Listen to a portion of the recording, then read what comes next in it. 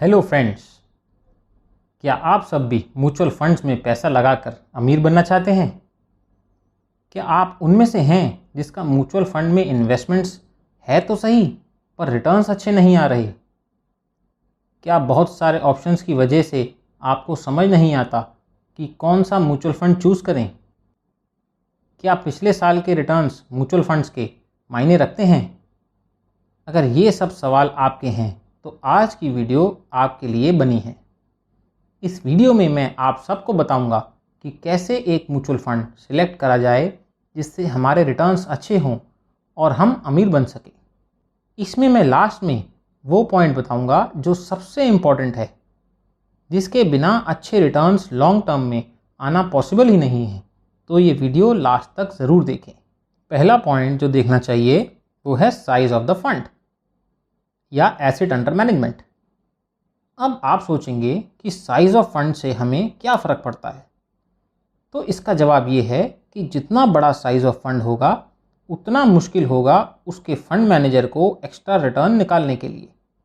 इसे ऐसे समझें, अगर एक कंपनी है जिसका मार्केट कैप है 5000 करोड़ और एक म्यूचुअल फंड जिसका साइज़ है 10,000 करोड़ उस कंपनी का 1% स्टेक बाय करता है, और दूसरी ओर है एक फंड जिसका साइज़ है 1000 करोड़ और वो भी 1% स्टेक उसी कंपनी का बाय करता है, जो कि होगा 50 करोड़।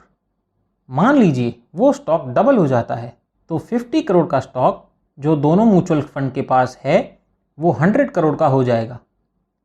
तो अगर हम परसेंटेज निकालें कि इस गेन ने फंड में कितना परसेंट रिटर्न दिया, तो हम पाएंगे कि 50 करोड़ का प्रॉफिट 10,000 करोड़ के फंड में सिर्फ 0.5% ही होता है और 50 करोड़ का प्रॉफिट 1000 करोड़ के फंड में 5% का होता है।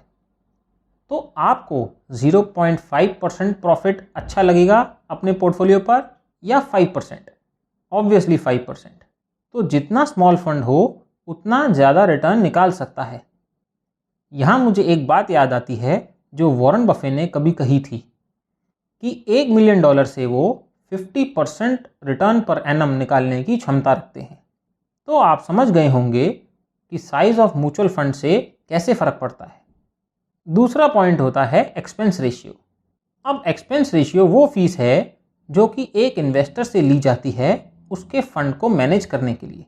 तो एक इन्वेस्टर को चाहिए कि वो एक मिनिमम फीस दे जिससे उसका रिटर्न मैक्सिमम बने। क्योंकि फ़ीस भी हर साल चार्ज होती है, तो फीस एक्सपेंस भी कंपाउंड होगा और अच्छे रिटर्न्स के लिए एक्सपेंस रेशियो मिनिमम होना चाहिए। इसकी रेंज जनरली 1 to 1.75% तक रीजनेबल मानी जाती है। तीसरा पॉइंट जो देखना ज़रूरी है वो है फंड मैनेजर का एक्सपीरियंस। इसमें भी दो पार्ट्स होते हैं, फंड मैनेजर का अपना एक्सपीरियंस और फंड मैनेजर का उस फंड को मैनेज करते हुए एक्सपीरियंस कितना है। फंड मैनेजर का अपना experience at least 1 cycle of bull and bear markets होना चाहिए। इससे ये पता चलता है कि बियर मार्केट में आने वाले समय में फंड मैनेजर कैसे बिहेव करेगा। जिसने पास्ट में एक बियर मार्केट में इन्वेस्टर्स को सेफगार्ड किया होगा वो आगे भी इन्वेस्टर्स को सेफगार्ड करेगा, ऐसा एज्यूम किया जा सकता है। अब आएगा दूसरा पार्ट, फंड मैनेजर को उस फंड को मैनेज करते हुए एटलीस्ट 3 इयर्स हो चुके होने चाहिए। इसका रीज़न ये है कि हर एक फंड मैनेजर की अपनी फिलॉसफी ऑफ इन्वेस्टमेंट होती है, जैसे वैल्यू इन्वेस्टिंग, ग्रोथ इन्वेस्टिंग। तो इस फिलॉसफी को फंड में रिफ्लेक्ट होने में एटलीस्ट 3 इयर्स लगते हैं। तो अगर आपको अच्छे रिटर्न्स चाहिए तो फंड मैनेजर का टेन्योर उस फंड को मैनेज करते हुए ज़रूर देख लें। चौथा पॉइंट जो काफ़ी इंपॉर्टेंट है वो है funds lock in period. Lock in period वो टाइम होता है जिससे पहले आप म्यूचुअल फंड से अपना इन्वेस्टमेंट निकाल नहीं सकते। किसी म्यूचुअल फंड में ये 0, 1 साल, 2 साल या 3 साल भी हो सकता है। अब आप फिर कहेंगे कि लॉक इन से रिटर्न पर क्या असर पड़ेगा, तो मैं आपको बताना चाहता हूँ कि अगर आप लॉक इन पीरियड वाले म्यूचुअल फंड में इन्वेस्टेड होते हैं और मार्केट क्रैश होता है तो आप रॉन्ग प्राइसेस पर फंड से नहीं निकलते। आपको एक साइकोलॉजिकल एज भी मिल जाता है क्योंकि आप रोज़ अपने फंड की एनएवी भी नहीं देखेंगे, क्योंकि आपको पता है कि आपका फंड लॉक्ड इन है। इससे आप लॉन्ग टर्म कंपाउंडिंग बेनिफिट्स पाते हो। और जब फंड मैनेजर को पता होता है कि जो भी इन्वेस्टमेंट है वो 2, 3 या 4 साल के लॉक इन में है, तो वो भी लॉन्ग टर्म व्यू बनाकर चलता है, जिससे रिटर्न्स बेटर होते हैं। अब वो पॉइंट जो मैंने आपको स्टार्टिंग में बताया था कि मोस्ट इम्पॉर्टेंट है, जिसके बिना long term out performance of fund हो ही नहीं सकता, वो है टर्नओवर रेशियो। ये वो रेशियो है जो बताता है कि कितना परसेंटेज ऑफ टोटल एसेट्स एक फंड मैनेजर ने अपने फंड में चेंज किया। इसे ऐसे समझें कि अगर एक फंड के पास 5000 करोड़ का एसेट अंडर मैनेजमेंट है और वो एक साल में 500 करोड़ की सेलिंग एंड बाइंग करता है, तो उसका टर्नओवर रेशियो होगा 10%। और अगर वो 5000 करोड़ की बाइंग एंड सेलिंग करता है तो उसका टर्नओवर रेशियो होगा 100%। इससे हमें क्या पता लगता है? इससे हमें ये पता लगता है कि एक फंड कितना टाइम तक इंडिविजुअल शेयर्स में इन्वेस्टेड रहता है। अगर किसी फंड का टर्नओवर रेशियो 100% या ज़्यादा है, तो इससे हमें पता लगता है कि फंड मैनेजर ज़्यादा स्पेकुलेटिव है और वो एक साल भी शेयर्स को नहीं रख रहा। वो शेयर्स को टाइम कर रहा है, उसका विजन शॉर्ट टर्म में है इंस्टेड ऑफ लॉन्ग टर्म। कम टर्नओवर रेशियो वाले fund manager long term view रखते हैं। उनके रिटर्न्स भी ज़्यादा टर्नओवर वालों से काफ़ी अच्छे आते हैं।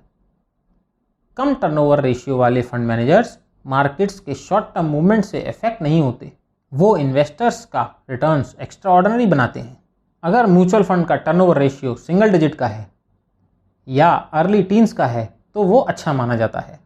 अगर आप वॉरेन बफे का टर्नओवर रेशियो देखेंगे तो आप पाएंगे कि 1977 से 2010 तक सिर्फ 2.1% था। अब आप अंदाज़ा लगा सकते हैं कि वॉरेन बफे कितना लॉन्ग टर्म सोचते हैं, तभी तो वो greatest investors of all time हैं। लॉन्ग टर्म सोचना ही बिग इन्वेस्टमेंट्स गेन्स के लिए मोस्ट इम्पॉर्टेंट है।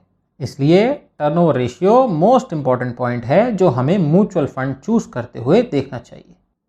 तो ये हैं 5 points: size of mutual fund, expense ratio, fund manager experience, lock in period and turnover ratio. अगर आप इन पॉइंट्स को देखते हुए म्यूचुअल फंड्स चूज करेंगे तो आपके रिटर्न्स एक्सेप्शनल होंगे, ये तय है। आशा करता हूँ कि आप सबको ये वीडियो पसंद आया होगा। अगर आप सब चाहते हैं कि ये सारे पॉइंट्स कहाँ और कैसे देखें, तो मैं एक वीडियो इसके लिए अलग से बना दूंगा। आप मुझे कमेंट बॉक्स में कमेंट कर लिखिए। For more informative videos like this, please subscribe to our channel and don't forget to press the bell icon. Thank you for watching.